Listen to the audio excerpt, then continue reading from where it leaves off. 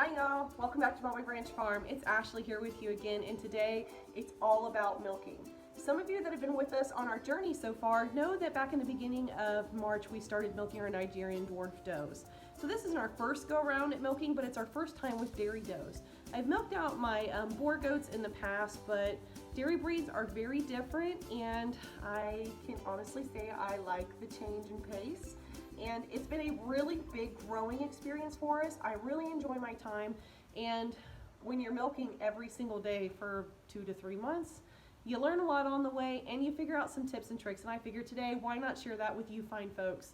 I know I'd gotten a lot of requests for this back when we did our new routine video. If you didn't get to see that, there's going to be a card up here in the top right hand corner. Go ahead and click on it if you want to catch up with us.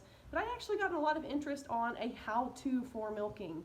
So guys, I'm really sorry it's taken me this long to get around to it. I usually do milk one time a day in the morning, and I milk at 6 a.m. in the morning. At 6 a.m. I never have the inspiration, motivation, or caffeination for that matter to really get out here and feel like talking while I'm milking, because it's my favorite part of the day, but it's because it's a quiet, tranquil part, and sometimes that's just nice to enjoy by yourself. So today I actually feel nice and energized. We're out here getting ready to start milking. So here are some things that you're going to need in order to milk your goat successfully.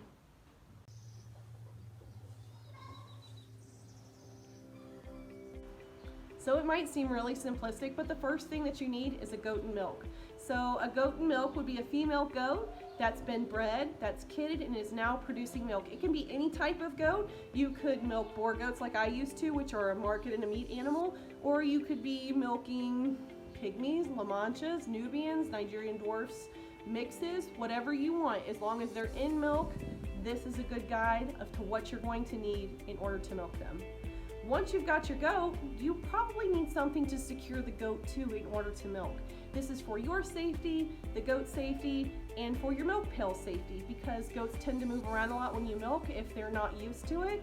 So if you've got a milk stanchion, which there are all kinds of milk stanchions, metal milk stanchions, wood milk stanchions, there are all kinds out there. So if you have one of those, it's really great, but maybe you have a goat that's really food driven and you just have to put a pail of food in front of them and they'll stand still. Power to you. If you have a fence, a halter, and a lead rope, that can work. Or maybe just someone to hold them by the collar while you're milking. Once you've got your goat secure, the first thing you're going to want to do is you're going to want to actually clean the udder. Why would you want to clean the udder? Well, think about it. The goat goes and lays down a lot of the time during the day to stay cool, especially in warmer months. And usually they're in their run or their barn, and they usually go to the bathroom in the run in the barn, and they're not really discriminatory about where they'll sit or lay down. And when they lay down, their udder gets into that dirt and debris, and we really don't want that dirt or debris on the udder while we're milking it, because we're giving it more of a chance to fall into our milk pail and to contaminate our milk. And we don't want that, because contaminated milk can make you, your family, or somebody else sick if you're selling it and it's legal in your states. If you're going to be selling goat milk for human or pet consumption, please check the laws in your state. Some states it's legal, some states it's not. So just be safe with whatever plans you're wanting to do with your milk. There are a couple of different things that you can use to clean the udder. I really like to use just a pail of warm soapy water. I use the Blue Dawn dish soap. And sometimes if I feel like my girls have been especially dirty, I might add a drop or two of bleach. Now, I found it's really important to use the Blue Dawn dish soap with the bleach. It just seems like it mixes better and it isn't as caustic or harmful. So you have that, or you can use their spray-ons at Tractor Supply or Co-op that you can use to disinfect your udder. There are also teat dip cups. This one actually has iodine in it, and you'll see there's a tube that runs up from the bottom, and all you have to do is squeeze. I don't know if it'll do it. Here we go. You just squeeze it. It fills that cup. You put it underneath your doe's udder, get the teat in it, dip it, wipe it off, and you're good to go. The next thing I kind of want to talk about are these things right here. They're hobbles for a goat. I don't really like to use these unless they're absolutely necessary, and there are a lot of different designs. This one's from Weaver Leather, and you can probably get this at Tractor Supply. You could order it online. Amazon carries it, and it's just to keep your goat's back feet still so that they don't kick over your pail or put their entire hoof down in your milk, because then that renders your milk completely and totally useless. So there are a lot of different ones out there.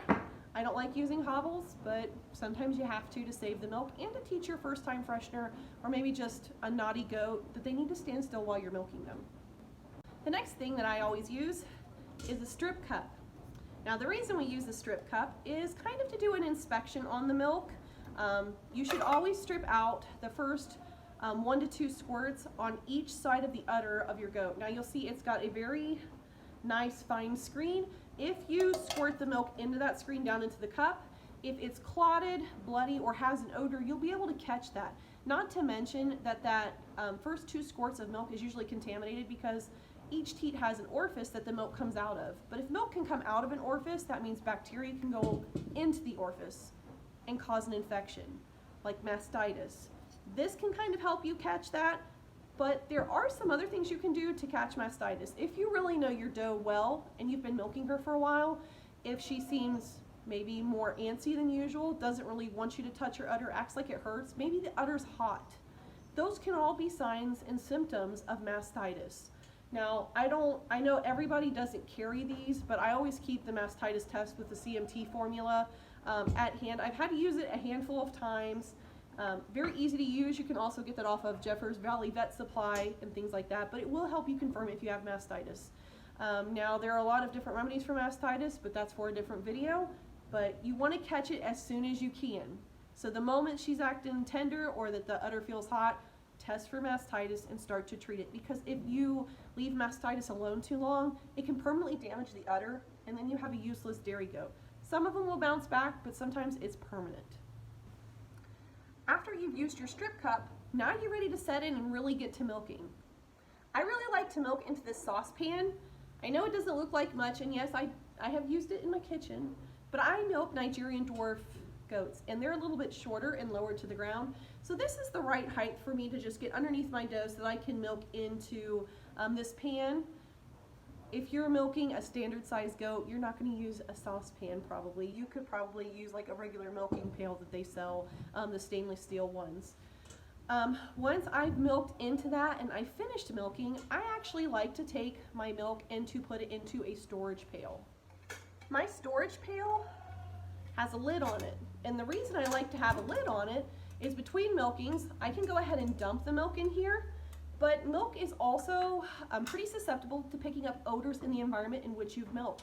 So if my barn smells especially musty or mildewy that day, because we've been getting a lot of rain like we're getting right now, the milk can pick up that smell. So if I hurry up and put it in here and cover it, I'm going to kind of mitigate that a little bit. So that's really important to me. So I have a storage pail with a lid, but I also keep a strainer out here. So this is actually a jelly and a jelly or jam strainer. When I'm dumping my milk from my saucepan into my storage, I just put it over the top like that, and it catches a lot of the large debris. Now, one thing I will say, if you're straining and you see that there's dirt, like really bad dirt that's been caught in your strainer or cheesecloth, you don't have to use this. Cheesecloth is just as good. But if you catch that there's something really icky in there, just dump the milk. She will make more milk for you at the second part of the day or the next morning, depending on what kind of routine you're working. Don't chance your health or anybody else's health over a pail of milk. Keep it as clean and sanitized as you can. Last and certainly not least, I like to keep udder balm on hand. Udder balm is really good to moisturize and promote the elasticity in your doe's udder. There are times, especially if you're using like the droplets of bleach, or maybe if you're using a sanitizer on your doe's udder that might be a little caustic, it can cause irritation and dry out that skin. You can imagine how uncomfortable it would be to be milked with irritated and dry skin. So I keep this on hand so that I can moisturize the udder as needed. You might find that a lot too if you're milking a doe that still has kids on her. As they get older, they're a little bit tougher on her teats and her udder, and you might find that they've got scabs or bite marks or anything like that, especially if she's feeding more than 2, because they're fighting over probably one teat or the other.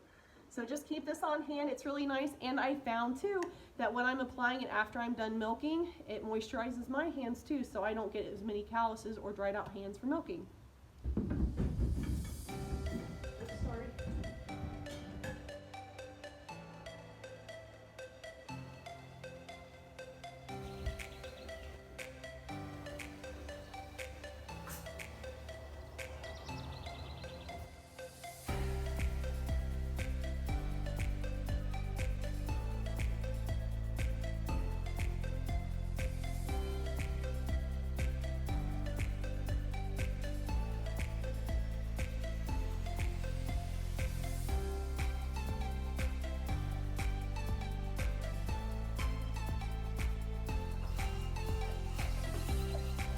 When milking, I like to take my pointer finger and my thumb and make a ring where the teat meets the glandular part of the udder, and gently start to squeeze my fingers in a downward motion and then back up. This simulates a kid nursing and will help the doe to release her milk.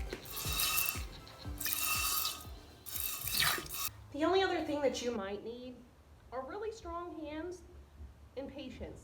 If you don't have the strong hands, there are a lot of electrical milkers out there. I have an electric milker from Dansha that I'll be doing a review on very soon, because carpal tunnel is starting to sneak up on me just a little bit.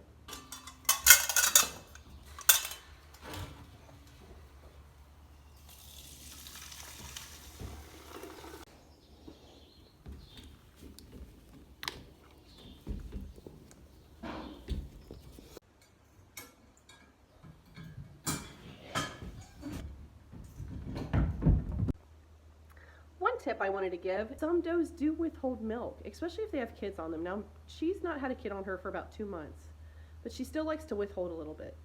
So in order to stimulate her to let her milk down, I'll just massage the udder a little bit.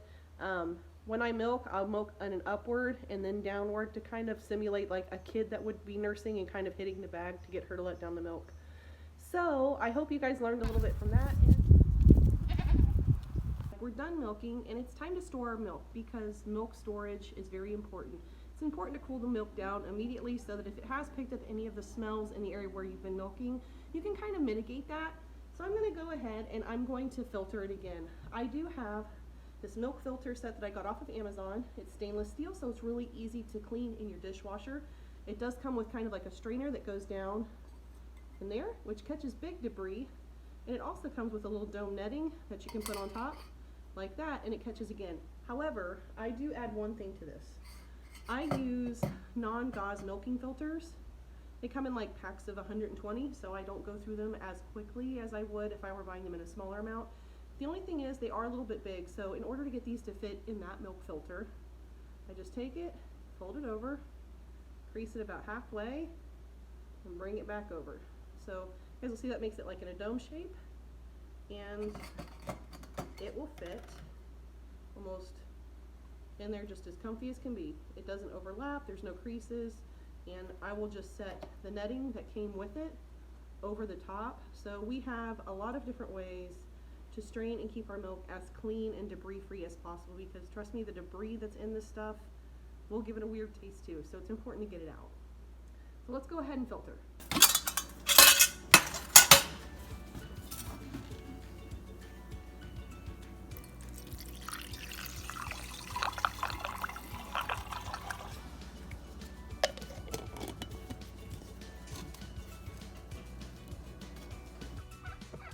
Alright guys, so I think that's going to do it for us today here on Mulberry Branch Farm for our milking video. That's our routine, that's our tips and tricks, and that's all the things that we use to make our milking experience successful for both us and the goat. So while this is the way that we do it, by no means is it the way, it is just a way. There are always different ways to do things, so if you guys found some things you liked about my routine, great, I hope you use them and they're as successful for you as they are for me. But if they don't work for you, do something that works for you and your style and how you're wanting to complete your milking experience. So I think my turkeys want to be in the closing closing words. So I think that's going to do it for us today, guys. Thanks so much for being here with me. I hope you learned something. If you liked the video, let me know. Drop me a like, leave me a comment on your milk routine or some of the things that you think maybe I missed, because I might want to add something to my milk routine if it's working for somebody else so well. If you felt the need, please subscribe, smash that notification bell so that you don't miss out on anything, guys. It's starting to become summer. We've got a lot going on, a lot of informational videos, but a lot of vlog videos too, just to see what's going on our farm, like these turkeys behind me that want to talk to you guys as much as I do. So until next time, guys, thanks so much for being here with us on Mulberry Branch Farm. Bye.